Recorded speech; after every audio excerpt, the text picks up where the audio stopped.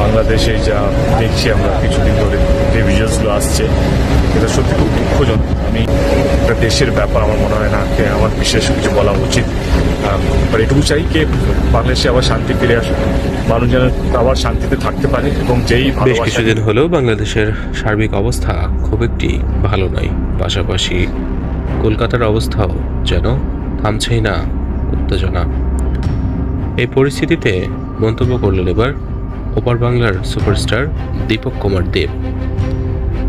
দ্রুত সময়ে যেন সবকিছু ঠিক হয়ে যায়, সার্বিক পরিস্থিতি যেন সবার অনুকূলে চলে আসে, দুবাংলার মানুষের জন্য দোয়া করলেন তিনি।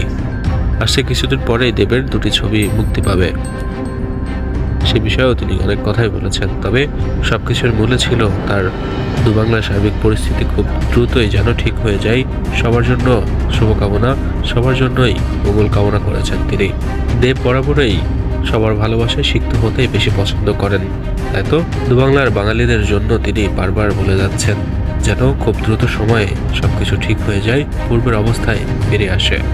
দেবের সাথে আমরাও একমত, যেন খুব দ্রুত সময়ে সবকিছু স্বাভাবিক হয়ে আসে, সবকিছু অনুকূলে চলে আসে, আবারও ঠিক হয়ে যাক দেশের সকল পরিস্থিতি।